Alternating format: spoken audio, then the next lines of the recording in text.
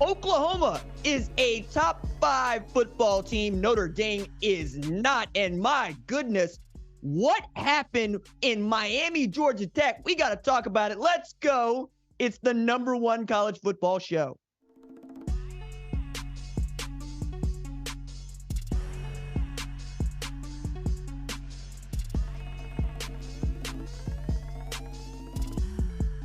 What's up, kinfolk? It's RJ Young. I am not on a step mill. Thank you for watching on the Fox Sports app, YouTube, or listening wherever you get your podcast. Today on the show, we have to recap last night's Saturday night games, a couple of thrillers. We did not expect them to be thrillers, and a couple of stompings, and we did not expect them to be stompings. And let's start with the first stomping that we did watch last night, which, credit to Georgia. They beat Kentucky 51-13. Goodness me. #1 Georgia blows out #20 Kentucky 51-13. That's the headline here. I remember it being 34-7 at half, and I wondered whether or not Kirby Smart was actually going to step on the gas. Because remember, I had been asking, where the hell is this dominant Georgia football team that I'd seen for the last 2 years? So much so that the rankings for me reflected Michigan being a much more dominant team. They stomped out Minnesota, by the way, 52-10. I mean, you name your number for Michigan right now, but this was also the best game of Carson Beck's life against a Mark Stoops defense, which is no small thing. 28-35 for 389 with 4 TDs and a pick. But when you got Brock Bowers, who carries the mutant gene, feels like it should be a little bit easier for you to win football games. And that's really what separates great teams. Great teams have great playmakers, and Brock Bowers is one. This is the second game in a row where he's had 130 receiving yards and a TD. Now, they needed him to show up against Auburn. They did not against Kentucky. And the defense for Georgia played like a Kirby Smart defense is expected to play. Ray Davis had gone for 280 yards on 26 carries against Florida the week before. This week, he was held to 59 rush yards on 15 carries. Demonstrative for Georgia, but, they still got some things to do, and I don't think it's the #1 team in the country. I still think that's Michigan. Georgia's got to do some more for me to believe that they're dominant enough to be the first modern football team since integration, at the very least, to win 3 consecutive national championships. Let's go to #25, Louisville. Stop it out, #10, Notre Dame, 33-20. Did not see this one on the bingo card in preseason. Did not see this one on the bingo card even a couple of weeks ago, because I thought Notre Dame acquitted itself very well against Ohio State in a loss, 10 men or not, and then came back, went on the road, got a gutsy win against a great Duke team. Feels like, hey, all they got to do is take care of their business the rest of the way. They could probably slide into the college football playoff, but we did not expect the Brom Corp to show up in Louisville and absolutely throw down like their middle name is Muhammad Ali. Because them dudes came out and punched Notre Dame in the mouth, and Notre Dame had no answer. Now, this is also weird because Sam Hartman was the quarterback at Wake Forest last year, #10 in the country. Louisville beats them. This year, he's quarterback at Notre Dame, #10 in the country. Louisville beats them. But it's a little bit bigger than that because Sam Hartman also had been coming into this game really on a flyer. 145 straight passes without an interception. And then he threw 2 that mattered and 1 that didn't against this Louisville defense.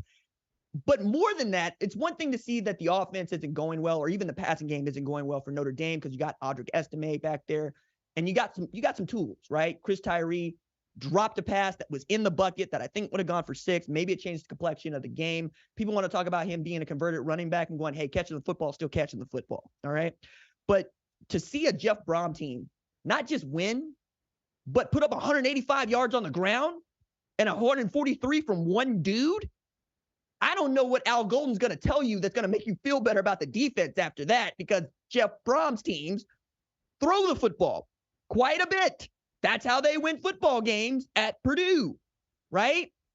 But in this game, he was able to ride Johar Jordan all the way into an upset win against Notre Dame at home. And I'm looking at this and I'm going, okay, maybe it was that everything was clicking for the offense. No, it was not. Jack Plummer did not look great by any stretch against the Notre Dame secondary. So you're just looking at these momentum switches, and you're looking at a Notre Dame team that we thought was real. And now you got to ask the question, is Louisville for real? Now, we're going to get into the rankings a little bit later on, but they are 6-0. And there's just 5 6-0 teams in the Power 5, one for each conference. And Louisville is that one that is 6-0, right? Like, it's wild. Now, the ACC is a little bit more loaded than people expected, myself included. But to get to 6-0 in your first year, not knowing what to expect from Louisville, that's tremendous.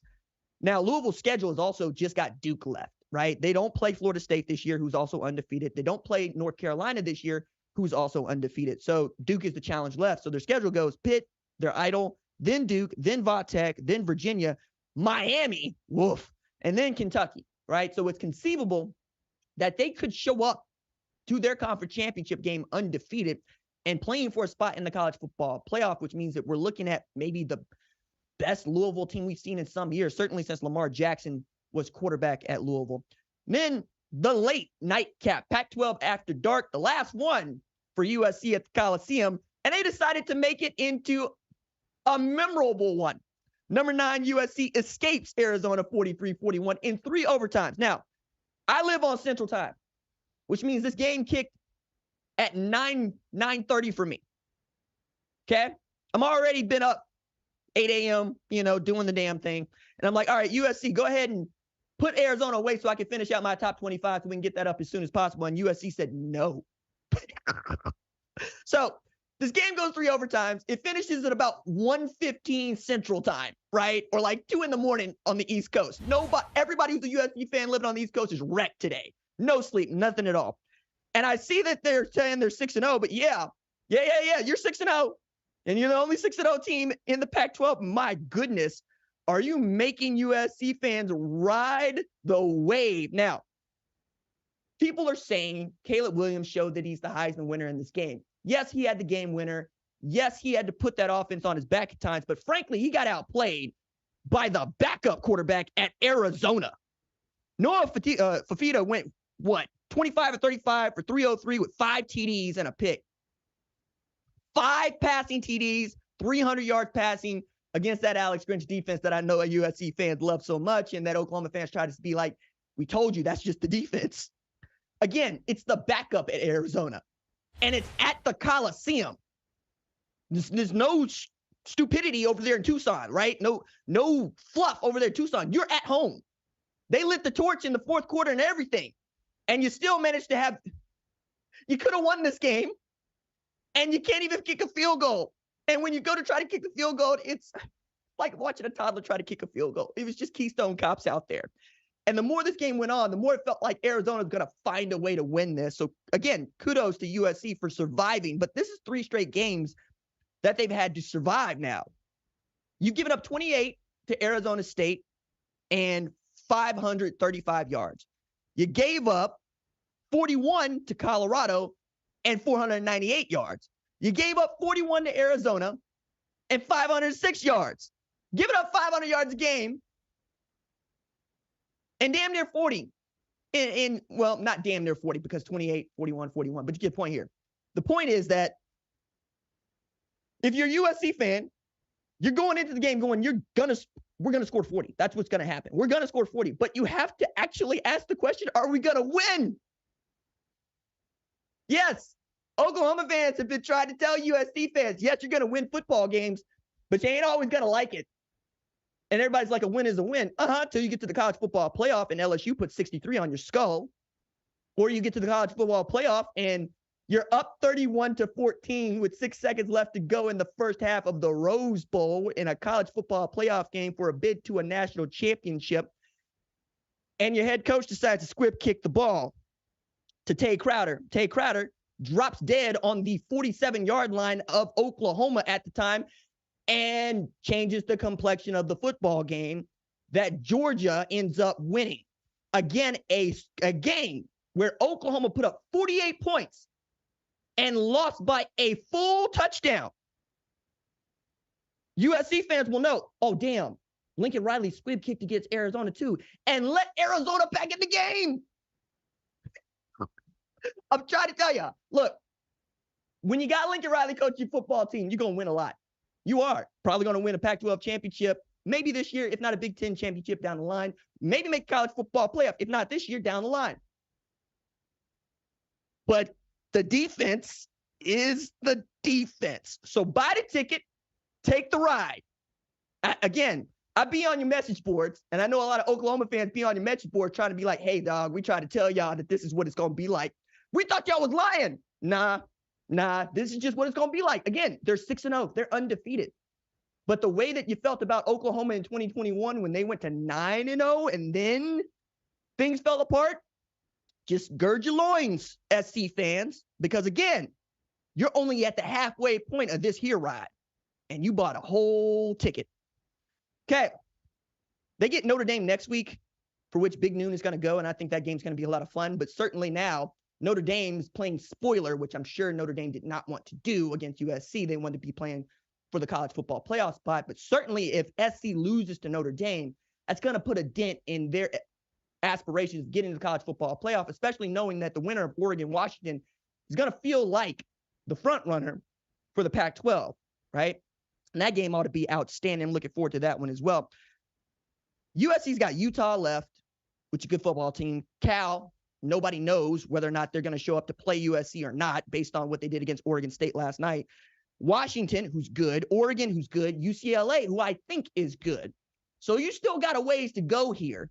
And it's by no means an easy schedule. So you run through this, yes, you will make the playoff. But will you give up 45 when you score 42? You know, it's one of those. USC will keep getting away with this. I know we say it, but I got to say it.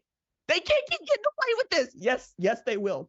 Yes, they will. Because they got Caleb Williams. They got Marshawn Lloyd. They got Brendan Rice. They got Dorian Singer. They got Taj Washington. Kalen Bullock. My goodness, play of plays. But again, that's the defense. Feast and famine. They're going to get sacks. They're going to get turnovers. They're going to give up 40. All right, Georgia Tech stunned number 17, Miami, 23-20. All right, so when I'm doing the top 25 late at night, I'm always trying to shuffle it around and, make some contingencies for, I don't know, what happens if USC loses to Arizona? Where do I put them in the ranking? What happens if Miami loses to Georgia Tech? Was not one that I was thinking I would have to go through. And that game felt like, okay, Miami's going to find a way here, because you're watching the game. You could see they're moving the football. Don Payne had 106 rush yards on 24 carries. Tyler Van Dyke threw for 288.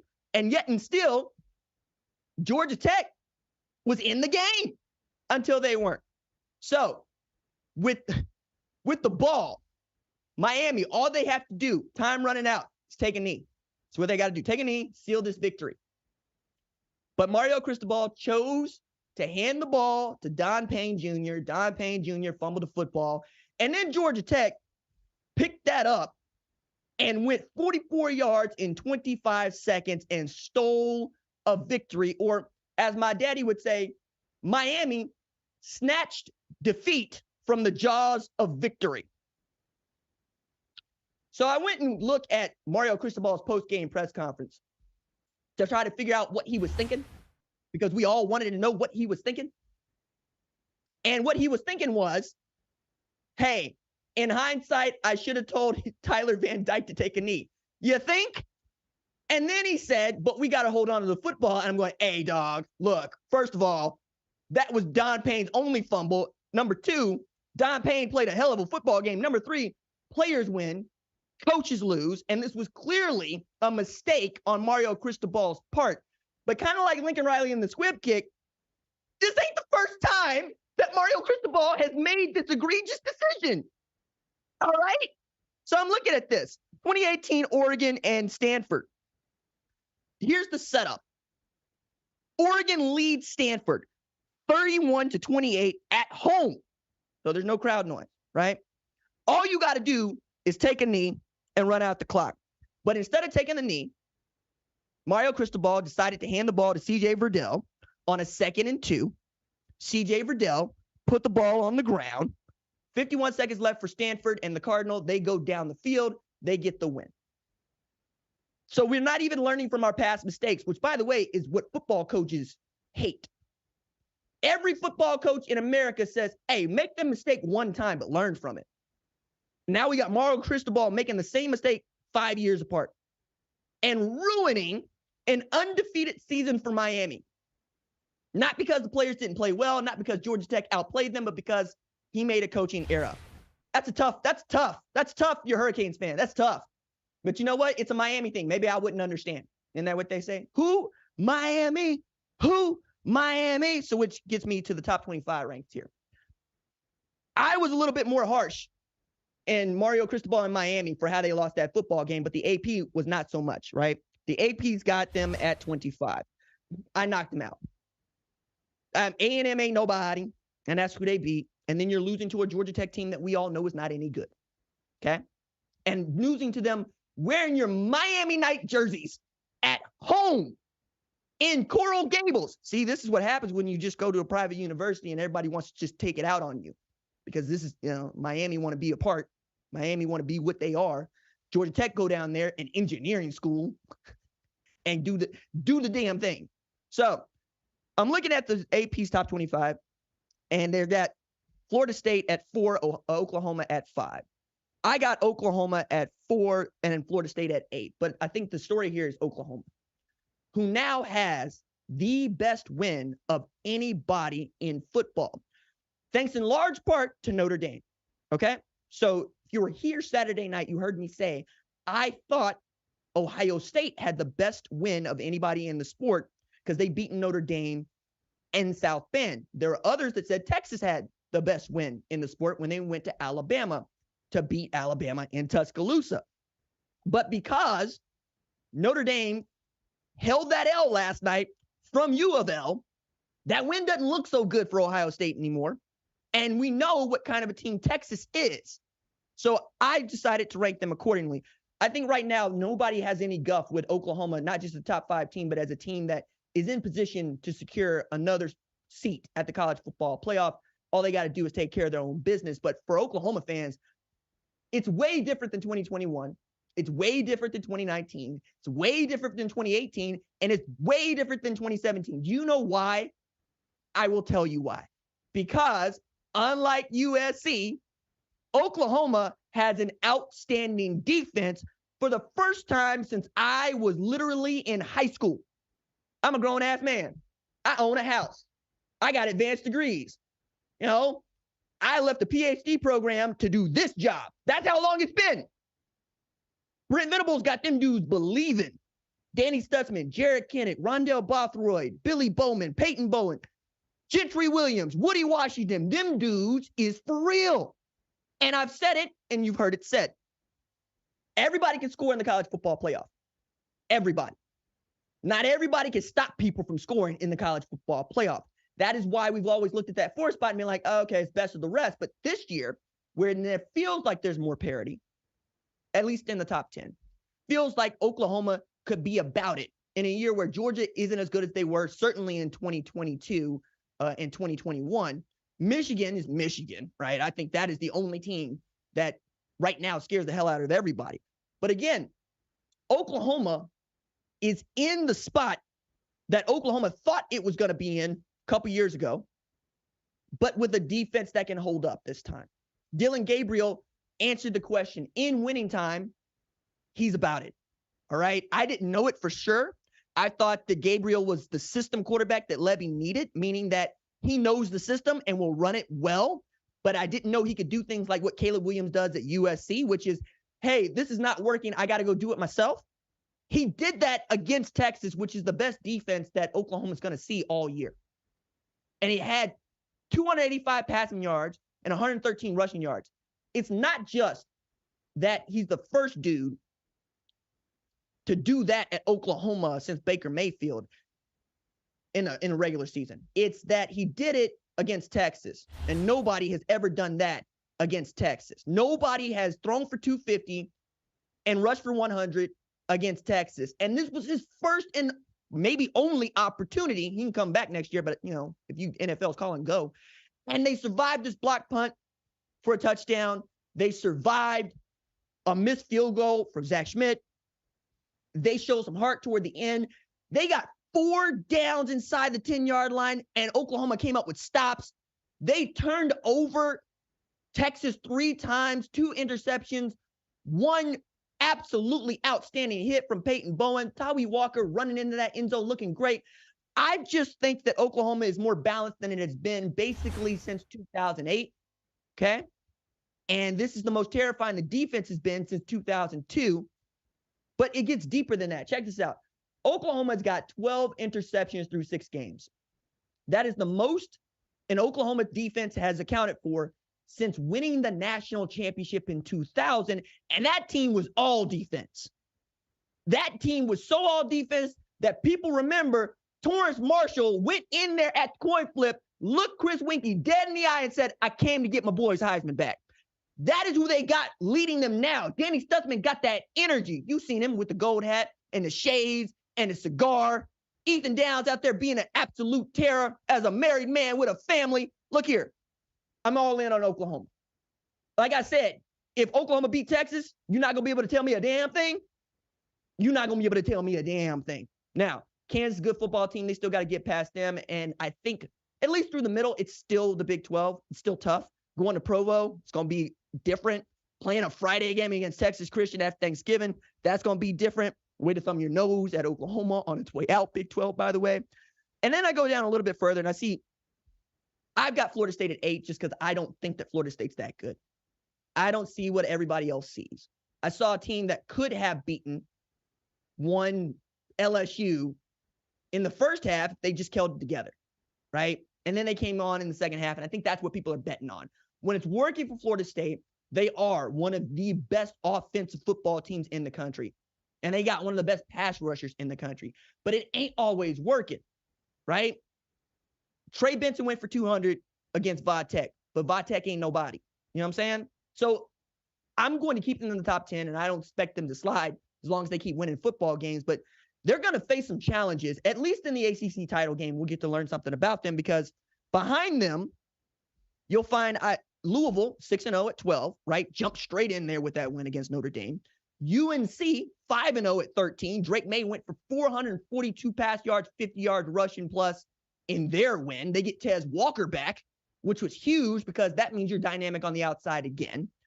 Duke is still Duke, right? Riley Leonard's ready to go. That's a tough football team that plays great defense and really depends on the quarterback to be the offensive playmaker. Mike Elko got those dudes believing. So that's 3 teams that I think all could present a worthwhile challenge to Florida State.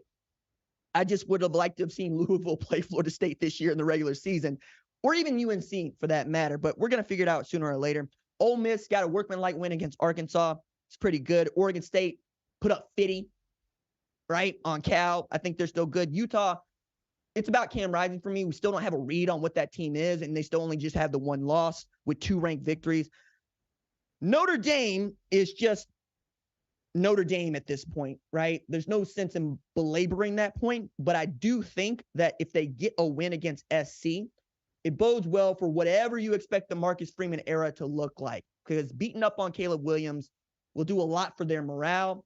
It's not going to do much for their national championship hopes, but this is also a year in which I think it would have been great to have a 12-team playoff, because Notre Dame would not have been out of this. Neither would LSU at 2 losses either. And you could have probably seen even Missouri or Kentucky play themselves back into contention. I got Maryland at 23. I think Kansas is a very good football team. And then Tennessee's idle, and that was basically Air Force or Tennessee. We'll see, but I'm not tied to Tennessee at 25. I'm back to the top 10 here, though, because it's really difficult to make the college football playoff in the 14 format if you're not ranked in the top 10. I think with 12-team playoff, all 25 of these teams got a shot. But right now, the only team that nobody wants to play is the University of Michigan. You've seen enough of Georgia to say, oh, okay, cool. They're not infallible. And then I look at Florida State and go, yeah, I'd take them in round 1. Or SC, and I would take them in round 1. I think through the middle, though, from Ohio State to Washington, that's a toss-up. And I would have loved to have seen an expanded bracket for those teams to play, because this would be the year to have it. And in other years where we've seen one dominant team, not so much. But I lament that. Still, 5, 6-0 teams will probably get at least 1 or 2 more going into the week. Fascinating first half of the season, fascinating first act of the season. But that act in round 1 was dominated by the University of Colorado, which means we have now reached the portion of the #1 college football show where we do RJ's favorite segment. What did Dion do? Okay. All right. Not ashamed of that. I love talking about this team. Now, they needed to come from behind to beat Arizona State in Tempe. And they rallied to win 27-24. But that game was much more indicative of what those teams are about and how good they could be. Now, Arizona State can't go bowling, but it felt like if they got a win against Colorado, maybe they got a shot, outside shot at doing that. But also, Colorado still's got its deficiencies, right? I think it's the first game that we've seen from Shedeur Sanders in a Colorado uniform where he didn't throw for 300 yards, went for 239. But each team gave up 5 sacks. Each team had at least 8 penalties. Colorado ran for 56 yards. Arizona State ran for 57. Colorado, though, defense is still bad. Gave up 335 passing yards to the third-string quarterback in Trenton Bourguet, okay? If not for Alejandro Mata, we're probably not talking about Colorado getting a win. We're probably talking about Colorado going to 3-3 instead of 4-2. And since we're here, I will add, other 4-2 teams are Clemson, LSU. You know what I'm saying here? Notre Dame. Okay. Hey, RJ, these teams would house Colorado. But did they? And the reason I'm really interested in this Colorado win is because Arizona State and Colorado both played USC very close, which demonstrates the gap between really great teams, right? Or even good teams. Let's say USC is a good team and not a great team, is very small, right? Everybody's got their things they're working at. But right now, it's not working the way that Prime wants it to work. Now, we've talked about what the expectations are for this team now going forward. I think going bowling would be tremendous. They're up 400% on their win total from last year, right? If you're a Colorado fan, you're already winning. But getting 2 more wins gets them to bowl eligibility, and getting them to a bowl game would just be the best bomb for this Colorado football team, and also a great jumping off point for their re-entry into the Big 12, let alone which one of these teams is going to be great in Utah or Colorado when they join the Big 12, or even Arizona after what they pulled against USC, or Arizona State, what they pulled against USC and Colorado. It's going to be very strong in the Big 12. But Prime ain't happy. And I've always thought it was interesting, not just what Prime is going to do when they're winning, but what he's going to do when it's not going as well as he wants it to go. And I got to see a glimpse of that in his post-game press conference following the win against Arizona State, where he had to keep apologizing for not being more elated about the win because, as he put it, they played like hot garbage. And he has yet to see them play a complete game of football. He's right about those things. He's being realistic about those things. He understands just how bad they are defensively, how bad they are running the football, and how bad they are at protecting their their most important player in Shedeur Sanders. Now, Shedeur has done a great job of finding other guys to help him, whether it's Jimmy Horn Jr. or Xavier Wheeler or Omarion Miller, or even against Arizona State, Javon Antonio. But you got to be able to do more than throw the football to win football games, or so you would think. And they're going to face better competition here of late than this Arizona State team, that they beat up on. But I think the reason that he's pissed, and the reason that you should really pay attention, is Prime doesn't look at football the way that some of us look at it, as being extremely difficult to go win football games. You should be humble about winning football games. You should believe that, hey, anybody can lose. That's not who he has been as a player. Until now, it is not who he has been as a coach. He loves football for the same reason that I love doing this show. I'm the best at this. I can do this better than anybody on earth can do this. Or so the belief goes, right? The confidence goes. So when you see not hitting your own expectations for what greatness is, yeah, you're going to pull your own card. I make mistakes like everybody else. I'm sure Dion makes mistakes too. But to look at that team and to say, this is not our best and I don't want to be a part of mediocrity, yeah, that makes sense. He left playing baseball, where he played in a World Series, because he was not great. Not because he's mediocre, but because he's not great. I love the quote. It is, hey, when I play football, you get Neon Dion. You get prime time. You get one of the greatest football players to ever play the game. When he plays baseball, you get Dion. Hitting the baseball, one of the hardest things to do in the entire world, where you can be successful 30% of the time and get into the Hall of Fame. Now, there are those of us that like being great at things and don't like to talk about things we're weak at, where we just lean into our strengths. We're not going to talk about or even dignify our weaknesses. And this now is one in which he has to identify and say, our defense is not any good. Okay? Or maybe it has not played as good as I know it can be. And those things can be great. Those things can be true. Same thing with the offensive line. But as this continues to go on, and as you see Colorado not dominating people and needing to come from behind to win football games and needing to get lucky like other football teams, we're going to continue to see Prime continue to take his team to task because he's not chasing bowl eligibility. He's not chasing a Pac-12 championship. He is chasing national championship. It is a man who showed up to the national championship game where Georgia thumped Texas Christian unlike any team has ever been thumped in a bowl game and said, we got to get here. And he said it as the head coach at Colorado. Now, I don't bet against men for which I share that sort of confidence in common because I want it more than you. And I think he wants it more than you. And as long as he or I want it more than you, yeah, bet on us like I'm betting on Prime. That is going to do it for this episode of the #1 college football show. We will be back next Wednesday to preview the week slate of games. USC Notre Dame is on tap. We've also got, goodness me, Washington, Oregon on tap. It's going to be outstanding. Our #1 college football show leads the screen are Jack Coakley and Torrin Westfall. They make us better in the film room. Production assistant Kiara Santana puts the special in our special team. Social producer Javion Duncan makes sure the recruits and the rivals see the cake we bake. John Marcus is fighting on, sending in the signal. Senior producer Catherine Cordaji sees the entire field from the booth.